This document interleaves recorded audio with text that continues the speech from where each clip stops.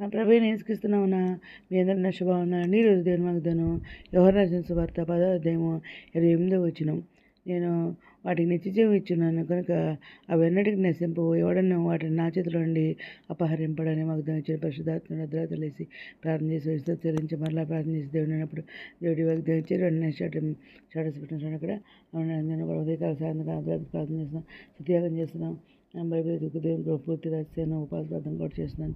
ఇంకా దేవుడు మరి విన్న వాటిని కన్న వాటిని అందరూ తెలియచున్నారు కాబట్టి ఏ వాక్యం మీకు చెప్తున్నానండి. రాత్రి ప్రార్థన చేస్తున్నాను. వాక్యం నేను వాటి నుంచి దేవుడు దాన్ని మరి నీటిలో పెడుతున్నమాట. ఈరోజు ఇక్కడ దేవుని రక్షణ మరియు నిత్య జీవం గురించి చూసుకుంటే యోహాను రాసిన సువార్త 10వ అధ్యాయము 29వ వచనంలో నేను వాటికి నిత్య జీవం ఇచ్చున్నాను కనుక అవి ఎన్నటికి నశింపవు, ఎవడన్నా వాటిని నా చేతుల నుండి అపహరింపడు అని చెప్పేసి దేవుడు మాట్లాడుతున్నారు. ఇంకా యోహాను రాసిన సువార్త 6వ అధ్యాయం 39వ వచనంలో ఆయన నాకు అనుగ్రహించిన దాని అంతటిలో నేనేమి పోగొట్టుకొనక అంత దినమున దాన్ని లేపటి నన్ను పంపిన వాడిని చిత్తమైనది అని అంటున్నారు.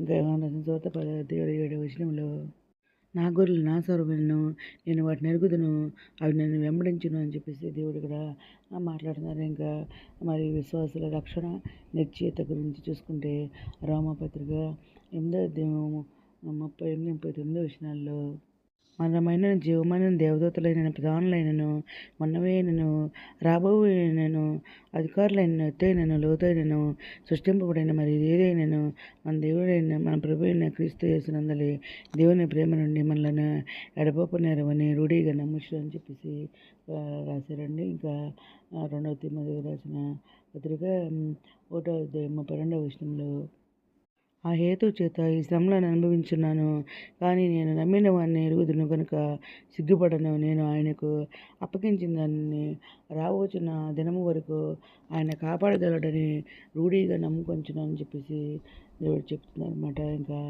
మంచి కాపరి గురించిన మరి వాక్యాలు చూసుకుంటే కీర్తనలు 3వ అధ్యాయం 1వ వచనంలో యెహోవా నా కాపరి, నాకు లేమి కలగదు అని చెప్పేసి ఇక్కడ రాయబడి ఉందన్నమాట. ఇంకా యెషయా గ్రంథం 40వ అధ్యాయం 11వ వచనంలో గొర్రెల కాపరి వలె ఆయన తన మందను మేపును, తన బాహువులతో గొర్రె పిల్లలను కూర్చి రొమ్మును ఆనించుకుని మోయును, పాలిచ్చి వాటిని ఆయన మెల్లగా నడిపించును అని ఇక్కడ దేవుడు మాట్లాడుతున్నారండి.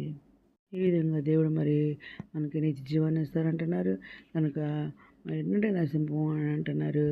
ఎందుకంటే ఎవడను నా చేతుల నుండి మిమ్మల్ని అపహరింపడం అని చెప్పేసి అన్నారు.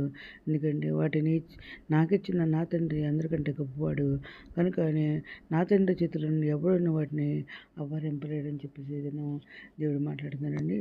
ఇది నా వాగ్దానం మరి మనందరి చేతుల్లో కోరుకుంటూ ఈరోజు మనం ప్రార్థన చేసుకుందాం. మహోన్నత సరస్వతి ఉందరని గణమానానికి వేలాది స్తుతిస్తున్నా తండ్రి. మమ్మల్ని నిశ్చయంగా ఆస్వాదించండి తండ్రి. మా సరిహద్దులు విశాలపరచండి తండ్రి. మీ చేయి మాకు తోడుగా ఉంచండి తండ్రి. మా కీడు రాకుండా దాని నుండి మమ్మల్ని తప్పించండి తండ్రి.